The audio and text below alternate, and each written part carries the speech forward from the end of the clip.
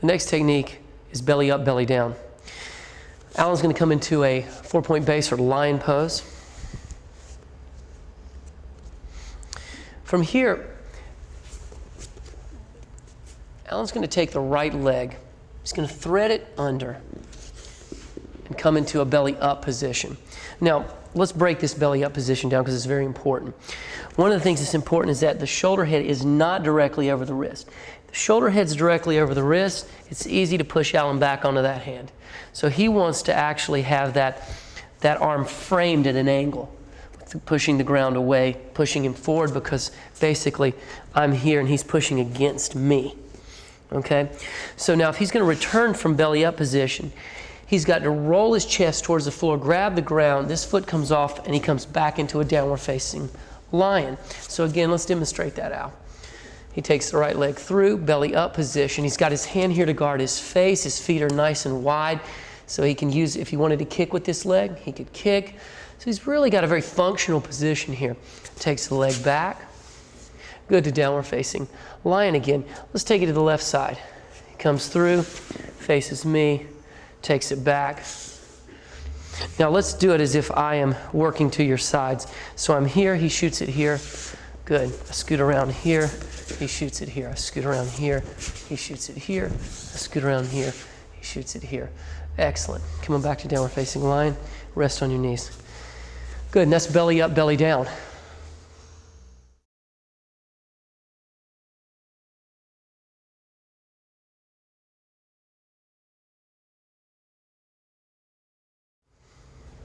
This technique is called dancing lion. Alan, come into a belly up lion position. Great.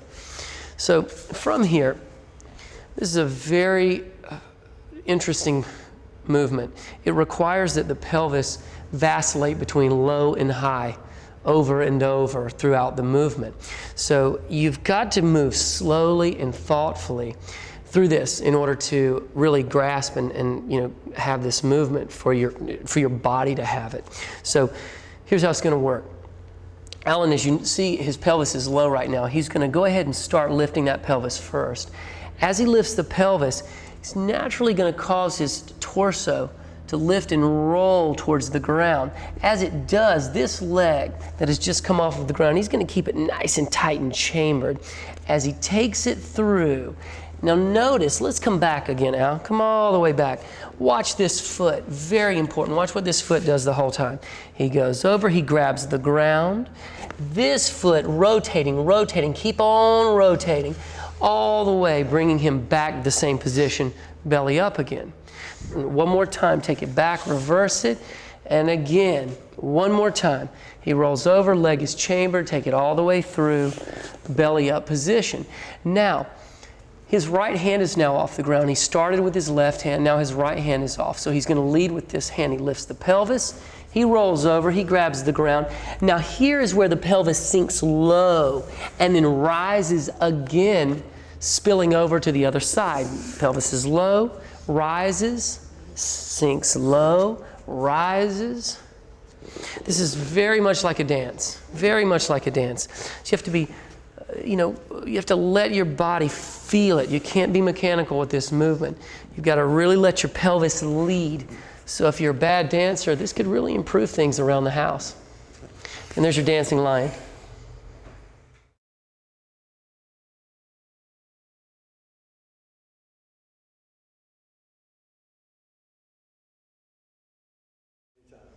This technique is called fighting crocodile.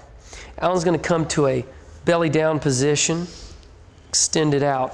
A couple very important things to note here. Alan, go ahead and turn completely sideways for the camera. Good. Now, one very important thing to note is he's on the balls of his feet. If you try to start this technique out like this, you will be very unsuccessful. You need to curl your toes under, because you need to be able to push off with your feet. If we work our way down the body, we get to the hands. If the hands are too far forward, you won't be able to engage your lats and really press up using your cobra hood, if you will. So he wants to draw his hands back so that he can give him a little demonstration of that slow cobra hood. Just come up for a sec and and lift this up. There, boom. So he really wants to pop up. You'll see it happen as he does it. Let's do it for him one time out, real slow with control with that cobra hood. There it is, good. Okay, one more time, slow and controlled. Cobra hood, there it forms, shoots his feet up. Now, let's do it with some speed. He pops up, boom, good. Shoot back down, a little quicker, pop it up. There it is, and back down, pop it up on the other side. There you go, nice. Okay, there's your fighting crocodile.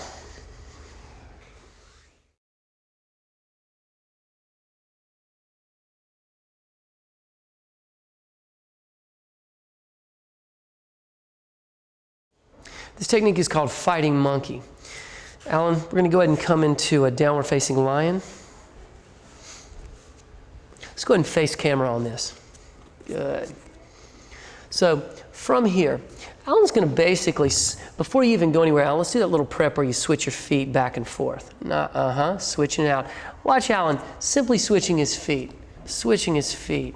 Good, Alan, spin all the way around so the audience can see this. Good. There you go. Now switch it out one time so they can see it back there. Good. Excellent. So you see all he's really doing here is it's like a little dance step. He's just switching his feet. Switching his feet. Nice and smooth. All right, let's spin it back around. Good.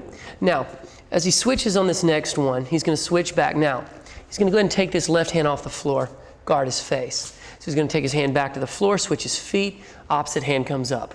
Switching back and forth. Now, go ahead and show him the movement. Yes. Nice. Now, what this translates to is basically this. Alan's here facing me. I switch. I'm trying to go to his back. He switches. He switches. He switches. He switches. Good. And there's fighting monkey. Nice, Al.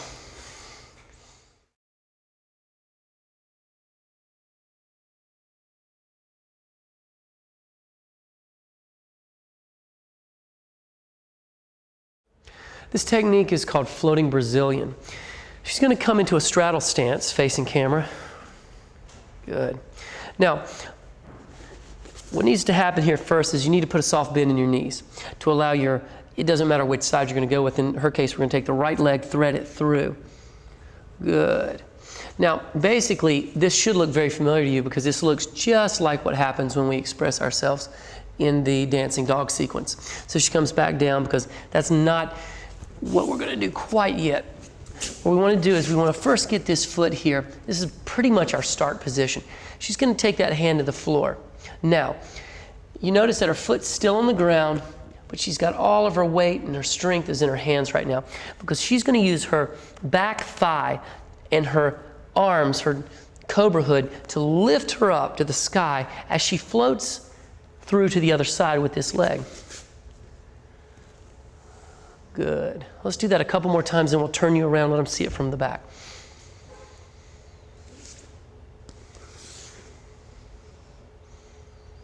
Now notice that she puts her hand on the floor first before she switches the feet out. Great. Now let's switch it around so they can see that. Face the opposite direction. No, the opposite direction. Take your right foot through. The other opposite direction. Good. Okay. She takes that hand to the floor and she switches. Nice.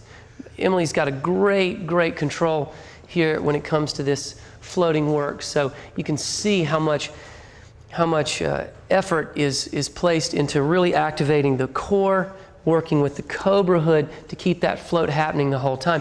Then she comes up, she expresses the posture again in this three-point base position. She floats one more time and comes up. Now hold here for a second, rest.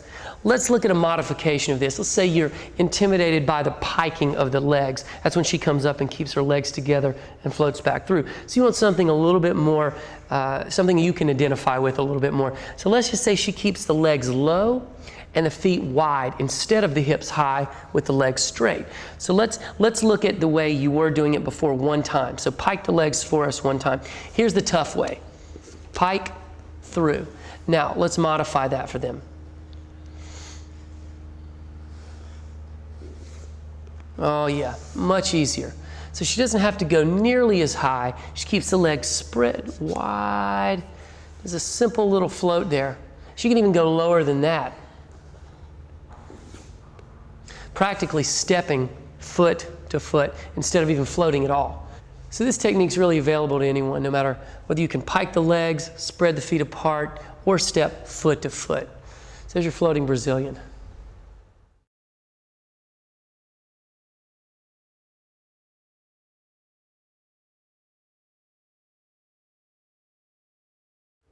This technique is called floating frog vinyasa. Basically, we're going to start off in a downward facing dog. There's a lot of action in this technique, so it's got several components. We're going to try to follow along to each of these. Basically, soft bend in the knees. He's going to do a simple floating frog. Float the feet to the outsides of the hands. He's going to land here. He's going to go ahead and take this opportunity to bring his hands to prayer. Open up his hips a little bit. We stay here for a few breaths in the DVD, so you'll be used to this sequencing. So now he'll bring the hands to the floor. He'll shift himself forward into a simple crow position. Now this is the tough part. From here, he's going to float the feet back and end up in a low push-up or chaturanga position. Nice. Now from here, he's going to flatten the feet out one at a time, pressing the chest up.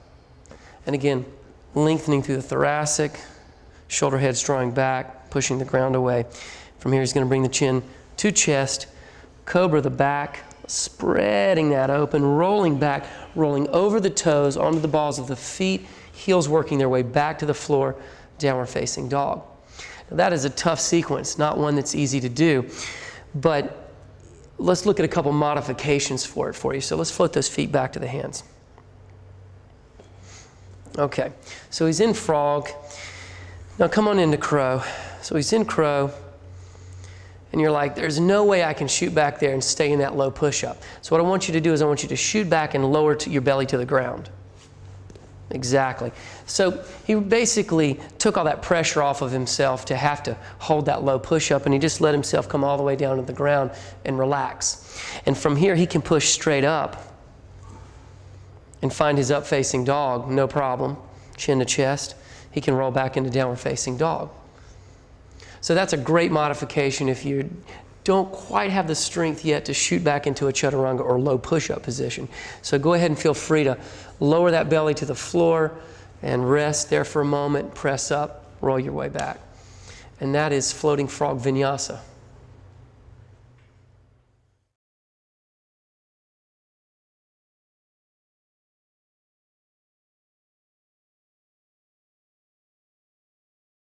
This next technique is called floating lunge. Al's going to come into a downward facing dog. He's going to go ahead and just step this right foot to the outside of his right hand. Good. So he's going to basically begin in a low lunge position with, again, the foot on the outside of the hand. Hands should be shoulders width distance apart, spine nice and long, activating this cobra hood through here as well to create power, because what he's going to do is he's going to put a nice a little bend in the back knee. He's going to pulse a bit, demonstrate that pulsing. So from the pulsing, he's going to get a little spring off of the ground. So as he pulses and he springs up, he's going to switch the feet. Good. You see how smooth and soft he lands because he's activating his belly and that cobra hood the whole time. He keeps his chin facing down the entire time as well. If he looks up, he's going to deactivate all of this. So he's going to keep that chin down so that he can keep this activated and the belly activated. So again, he's going to pulse and he's going to float. Nice. He's going to pulse. He's going to float. Nice. Okay, Al, let's give him one for the people at home. All right, nice and easy. There it is. So you can do this. Not everybody can do what Al does right off the bat, but if you need something that's really accessible right away, just look for your feet to land as softly as possible. So he floats, keeps it low, and he keeps it soft. If he deactivates his belly and his shoulders, this is what it's going to sound like. And again, You're floating too much. Let it even less. Worse, worse, worse. That's what you're looking not to do. So if he looks to activate that belly and this, and he keeps it low, he can do a simple low lunge, and that's what he'll get out of it. And there's your floating lunges. Good job, Al.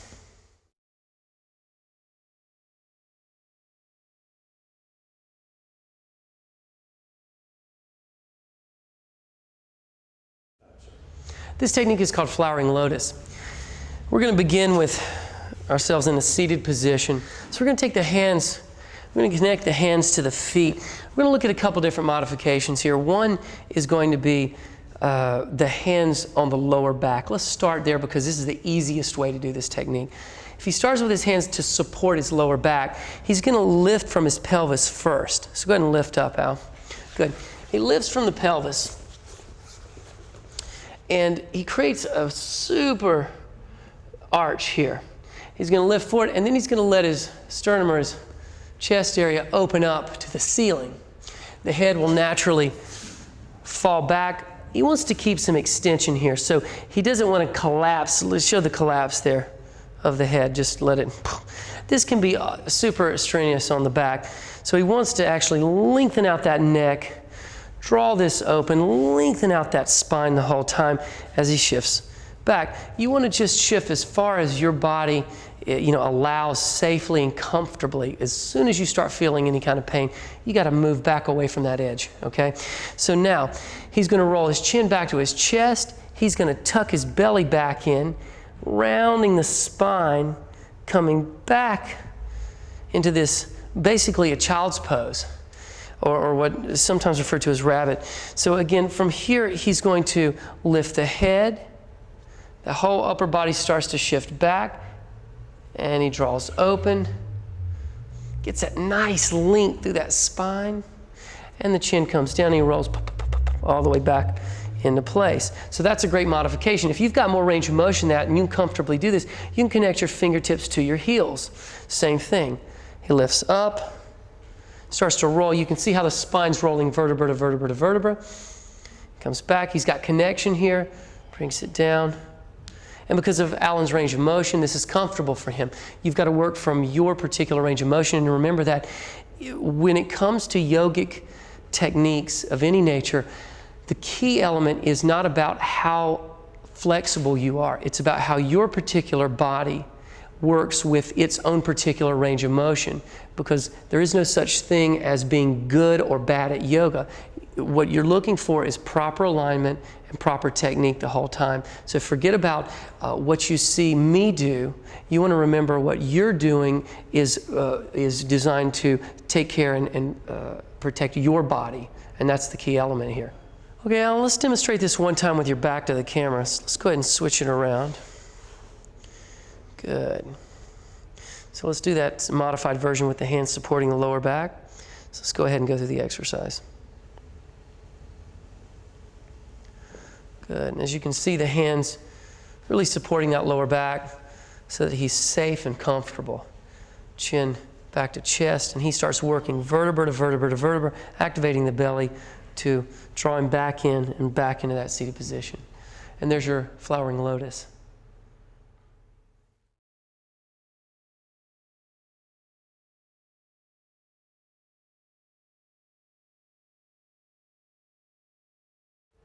This technique is called front kick.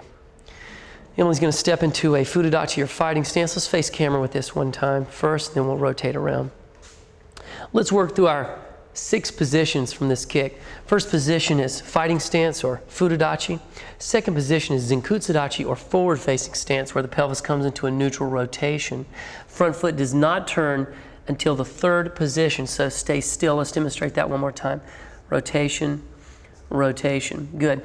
Now from here, I'm going to give you some balance. She's going to rise up to a chambered knee position. That's 3rd position. She's going to extend the foot out. Full extension. Foot is in a demi point. Very important so that you don't break your toes. You can't kick things with your toes. Your foot must be in a full demi point for several reasons. Let's rest for a second. I want to talk about this demi point. Go ahead and give me that front kick to me. So when she extends for this front kick to me, well, here's what's important. Not only can she not make contact with her toes because she would break them, but number two is once this foot is activated, it creates a muscular brace around the knee joint and the ankle that really works its way all the way back to the hip. So when she relaxes this foot, the whole leg relaxes. You can see it physically relax. When she flexes, you can see the thigh, and when she relaxes, the whole leg changes. So this activation is paramount to being able to deliver a technically correct front kick while protecting the joints. Good. So now let's finish breaking it down. Stay where you're at. So I'm going to be a balance bar for you. You're going to hold my arm. Let's go ahead and rotate into position 2. Good. Zenkutsu Dachi. Position 3, chambered knee. Position 4, extension. Position 5, recoil or rechambering of the leg. And position 6, a stepping back into position. Okay, now let's look at a front kick at full speed. Nice. Good. Let's step back, show them a few times. Good. Notice that Emily has a fantastic recoil with her kick. So if she were to extend that leg, it would be easy to catch. So she recoils in order not to grab that leg as she's kicking. So if she's kicking here, if she's got to really pull back a little faster on the recoil. And so she's really not looking for me to be able to grab that leg. You better do it faster than that. Fast. Good. And again, faster, faster, faster. So, and kick me faster. Good. That's the way it needs to be done. Quick with speed. You've got to be committed to the movement because you don't want to pretend to do a front kick. You want to really do it, deliver a properly executed front kick.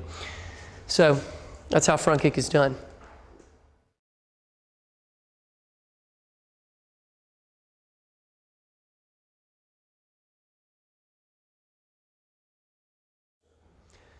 This technique is called gorilla.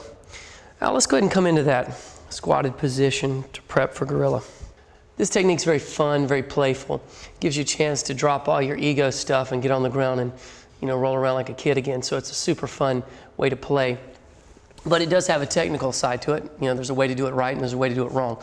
So the right way to do it, to get the most out of the exercise, is this. Basically, Al's going to reach forward. As he reaches forward, he's going to activate the belly and the cobra hood in order to float his feet to his hands.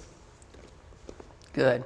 Now, at the same time, because we don't have a lot of floor space, typically when I do this exercise in a classroom, we go all the way across the floor. But because you're in your home, you don't have a lot of space, we're going to do it back and forth in place. So now he's going to use the same muscles that he did to activate to push back smoothly and softly. Let's do it a couple more times. Smoothly forward and smoothly back. One more time. Notice how soft and quiet the feet make contact with the ground. Let's do it wrong a few times. Let them get a sense of look. One more time. So that's too fast, and you can see that there's no real control there. So it's really about how smoothly and how much activation is going on in the core and the shoulders. Really, that determines how well this exercise is going to be executed. So one more time, let's do it the correct way. Smoothly with control, pushing back with control into place. And there's your gorilla.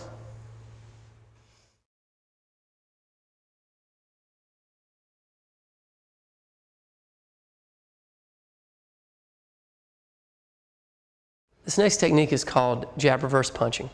So Al, let's go ahead and stand up. Come into a fighting stance, Fudachi facing this direction. Good.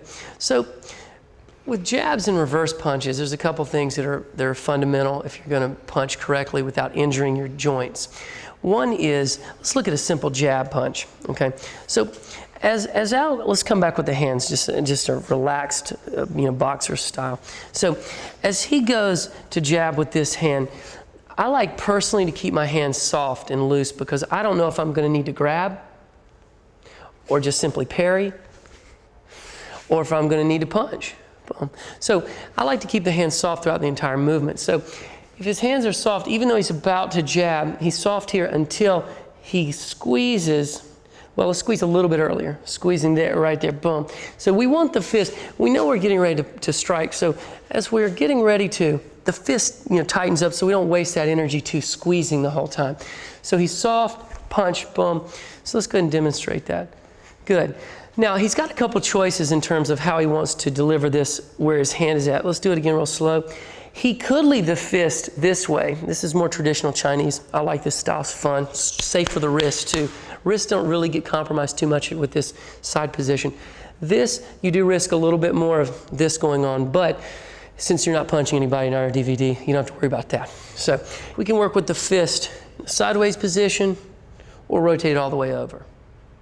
If we're going to rotate the fist all the way over, or actually sideways, either one, we're going to work with making contact, surface contact with these front two knuckles. Never hit anything with your small knuckles, but the front two. He's got a strong fist position here. Now, let's take it back into position. So when you throw this, here's the key thing. If the hand does not contract enough, it puts pressure on the elbow. So as he jabs, if he does not contract this fist, he won't create a muscular brace around the elbow joint or the wrist. So that's what really creates that bracing and that strength there. So the contraction of the fist plays a paramount role in protecting the joints. So you cannot throw a fast jab with a loose fist any more than you can throw a fast kick with a loose foot. So it's very important that the end, the extremity is fully in contraction, so to activate all the muscles throughout the limb. So there's your jab. Now the reverse is the same thing. The reverse comes, the only difference in this being is that you're working with both of the arms at the same time. So as this draws in, this extends out. So you actually use a push-pull effect to create this. So as this pulls, this pushes. So now so let's come to a regular fighting stance. So he pushes with this, he pulls with this. Boom. Then he reverses and he pushes with this. It's a very traditional way to do it. If you're going to do it in a real fighting sense, he's got both hands up the whole time. So as he pulls with this, he pushes with this, but he keeps this to guard his face. Good. And then he reverses, and this comes to guard his face. Good. Let's do that a couple of times. Now throw a couple of these medium speed. Good. Throw the combination together. Good. Good. So that's pretty much how you do your jab and reverse punch. Just remember, key thing, keep your fist super tight the entire time so that you protect the joints, you don't have any hyperextension. You can throw these as fast and smoothly as you want, as long as everything's activated at the end and all the joints are protected. Another important aspect of the punch is where the thumb is. A lot of people, when they're first learning to punch, will grip their thumb. Of course, that will break the thumb joint if you make contact with anything. You want to actually roll the fingers in super tight, gripping the skin inside the hand, and close that fist off as tight as you can. And take that thumb across and lock it into place. As you can see, that's where the thumb locks. Got a super strong position. And finally, it's really important when you do make contact with these first two knuckles that the fist is slightly rotated in this direction. If your fist is straight with your arm, it won't hit flat properly. It'll hit the pinky knuckles. The pinky knuckle will make contact along with this index finger knuckle. That's not what you're looking for. You're actually looking for that lead knuckle to make all the contact here, the first two. So you want to create what we call in Japan like a little snake head, slight rotation forward. And there's what you get from that. You get that right into the sternum. You've only got 3 points to make contact on as well when you're punching, which is the center line of the body. You've got point 1, point 2, and point 3. Those are your 3 main punches when you're punching along the center of the body to start working towards. So let's go down to the feet and take a look at what's going on while we're punching. So Al, would you do some nice smooth jab reverse punches? And let's focus on what's going on in the lower body. So as he jabs, the pelvis rotates slightly in this direction for the jab, and then it squares up with the target for the reverse. So it does an external rotation for the jab and a neutral rotation for the punch. Now, it depends on what kind of punch he's doing. If he's attacking with the punches, then the heel can come off of the ground. So if he's attacking moving forward, he can rotate this heel all the way off of the floor as he's pushing forward with the punch. But if he was defending the position, I personally like to draw the heel to the floor and keep contact and drive forward so that when he pushes with the earth as well. So he's got a strong base point. So again, let's look, he's attacking, so he's pushing forward, he comes up on the ball of the foot. If he's If he's defending, he drives the heel into the floor and drops down and uses his weight to stabilize himself. So if I'm coming this way and he's going to drop down and defend, forget about that. Let's just go with that reverse. Boom. And this locks him down into place, and he's super strong. He's connected to the ground. But if he's driving forward, then he wants his whole body behind the movement. And that's pretty much how you punch. One more important thing, shoulder heads. Don't let them lift up around your ears. If you punch, let's throw that reverse. If you throw that reverse with that up, you've lost all the power that you can generate with the lat. Draw that shoulder head down, you engage the lat, you punch with the entire shoulder girdle. So you get a lot of power there. If this comes up, again, you lose the ability to use this. So drawing down, that's where you get, in my opinion, a lot more power out of the punch. Let's do it real slow, let them see it. Draw the shoulder down, boom, and you can drive there. So let's leave that hand up as you do it as well. Boom, here. So he's always got that hand up in case he needs to block with the punch. And there's your reverse jab punch combination.